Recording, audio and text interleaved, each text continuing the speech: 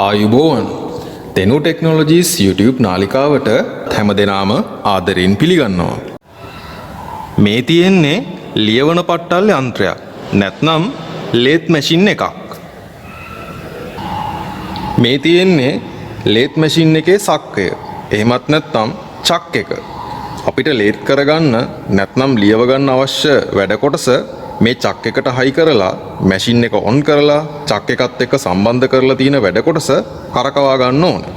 බලමු කොහොමද කරන්න කියලා. හරි. මම වැඩ කරන්න යන මැෂින් එකේ අංකය තමයි 25. පැනල් බෝඩ් එකේ 25ට අදාළ බ්‍රේකර් එක ඔන් කරගත්තා. ඊළඟට මැෂින් එකේ සප්ලයි බ්‍රේකර් එක ඔන් කරගන්නවා. හරි. දැන් ඔන්න මගේ ලේත් මැෂින් එකේ පවර් ඔන් කරගෙන අවසానයි. මෙන්න මෙතන තියෙන මැෂින් එකේ ලයිට් එකේ ස්විච් එක මම ඒකත් දාගන්නවා. මේ තියෙන්නේ මම ලේත් කරගන්න නැත්නම් ලියව ගන්න යන වැඩ කොටස. මම දැන් මේ වැඩ කොටස මේ චක් එකට හයි කරගන්න ඕනේ. බලමු කොහොමද හයි කරන්න කියලා. මම මේ විදියට චක් එකේ ජෝස් ටික ඈඩ් කරගෙන මගේ වර්ක් පීස් එක මෙන්න මේ විදියට මට පුළුවන් චක් එකට හයි කරගන්න. හයි කරලා හොඳට තද කරගන්න ඕන.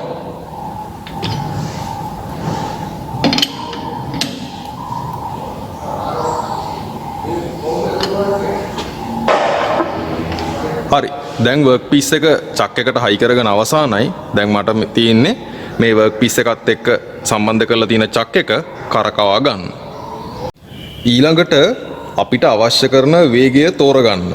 මෙන්න මේ වගේ ලීවරයක් ලේත් මැෂින් එකේ හෙඩ් ස්ටොක් එකේ නැත්නම් මහගුළු යනිය කියන කොටසේ සකස් කරලා තියෙනවා.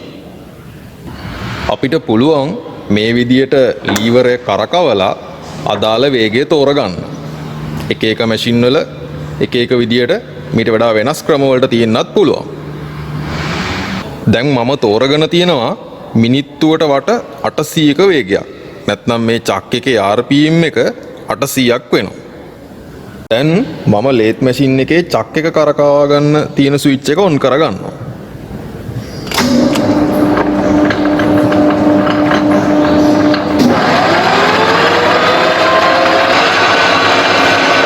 බලන්න.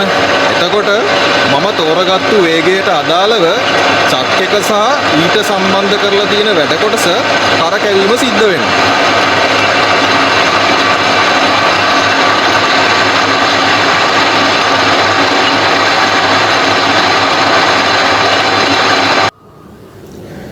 මම ආයිත් කියන්නම් මම තෝරගත්තු වේගයට අදාළව චක් එක සහ ඊට සම්බන්ධ කරලා තියෙන වැඩ කොටස කරකැවීම සිද්ධ වෙනවා. ඉතින් අද අපි කතා කරන්න හදන්නේ කොහොමද මේ චක් එක නැත්නම් සක්කය කරකැවෙන වේගය තීරණය කරගන්නේ කියලා. වැඩ කොටසක් ලියවීමේදී එහෙමත් නැත්නම් වර්ක් පීස් එකක් ලේත් කරනකොට ඊට අදාළ වේගය තීරණය කිරීම සඳහා බලපාන ප්‍රධාන සාධක කීපයක් තියෙනවා. අපි බලමු මොනවද ඒ සාධක කියලා. පළවෙනි එක තමයි වැඩ කොටසේ ලෝහ වර්ගය. අපි ලියවීමට බලාපොරොත්තු වන වැඩ කොටස හදලා තියෙන ලෝහ වර්ගය. එක එක ලෝහයන්ට අදාළව ඒවායේ කැපුම් වේගයන් නැත්නම් කටිං ස්පීඩ් එක එකිනෙකට වෙනස්. දෙවෙනි එක ආයුධයේ ලෝහ වර්ගය. අපි භාවිතා කරන වැඩ කොටස ලියව ගන්න ලේත් මැෂින් එකට සවි කරගන්න ඕනේ ආයුධයක් නැත්නම් ටූල් එකක්. එහෙනම් ඒ ආයුධය හදලා තියෙන ලෝහයේ වර්ගයත් මේ කැරකුම් වේගයට බලපාමක් ඇති කරනවා. තුන්වෙනි එක වැඩ කොටසේ විස්කම්භය. හතරවෙනි එක යන්ත්‍රයේ ස්වභාවය. මේකෙන් අදහස් වෙන්නේ යන්ත්‍රයේ පවතින තත්ත්වය. අලුත් එකක්ද පරණ එකක්ද ඒ අනුව යන්ත්‍රයේ විවිධ කොටස් වල ක්‍රියාකාරීත්වය වගේ දේවල්. පස්වෙනි එක සිසිලන පද්ධතියක් ක්‍රියාත්මක වනවාද නොවනවාද යන වග. සිසිලන පද්ධතිය නැත්නම් කූලින් යුනිට් එකක්. වැඩ කොටසක් ලියවා ගැනීමේදී වැඩ කොටස වගේම ආයුධයත් රත් වීමකට භාජනය වෙනවා. එහෙනම් ඒ රත් වෙන එක අඩු කරගන්න අපිට සිසිලන පද්ධතියක් භාවිතා කරන්න සිද්ධ වෙනවා. නමුත් හැම අවස්ථාවකදීම සිසිලන පද්ධතියක් ක්‍රියාත්මක කරන්න අවශ්‍ය වෙන්නේ නැහැ. ඉතින් සිසිලන පද්ධතිය ක්‍රියාත්මක කිරීමත් මේ කැරකුම් වේගයට බලපෑමක් ඇති කරනවා. මොකද සිසිලන පද්ධතියක් පවතිනවා නම් අපට වැඩි කැරකුම් වේගයක් අදාළ ආකාරයට යන්ත්‍රයට යොදන්න පුළුවන්. ඉතින් මෙන්න මේ කරුණු උපයෝගී කර ගැනීම තුලින් පුද්ගල ආරක්ෂාව, යන්ත්‍රයේ ආරක්ෂාව, වැඩ කොටසේ නිවැරදිභාවය පවත්වාගෙන යාමට සහ තහවුරු කර ගැනීමට පුළුවන්. හොඳයි. අපි දැන් බලමු කොහොමද මේ චක්කිකයේ වේගය ගණනය කරගන්නේ කියලා. මේ සඳහා අපි භාවිතා කරනවා ගණිත සමීකරණයක්. නැත්නම් mathematical equation එකක්. v සමානයි 5dn බෙදීම 1000. v සමානයි 5dn බෙදීම 1000 කියන සමීකරණයේ කැපිටල් V කියලා කියන්නේ කැපුම් වේගය. 5 කියලා කියන්නේ නියතයක්. සිම්පල් D කියලා කියන්නේ කැපීමට බලාපොරොත්තු වන ලෝහයේ විස්කම්භය. සිම්පල් N කියලා කියන්නේ වැඩ කොටස කරකැවෙන වේගය. කැපිටල් V කැපුම් වේගය. විනාඩි 1කදී කැපී ඉවත්වන ලෝහ ප්‍රමාණයේ දිග. එහෙමත් නැත්නම් අදාළ ලෝහ නිෂ්පාදකයා විසින් එම ලෝහයට දෙනු ලබන කැපුම් වේගය. මේකෙදි ලෝහයෙන් ලෝහයට කැපුම් වේගය එකිනෙකට වෙනස්. 5 කියන්නේ නියතයක්. මේ නියතයේ අගය ගණනය කිරීම වලදී 3.14 කියලා ගන්නවා. එහෙම නැත්නම් 7/22 කියලා ගන්න පුළුවන්.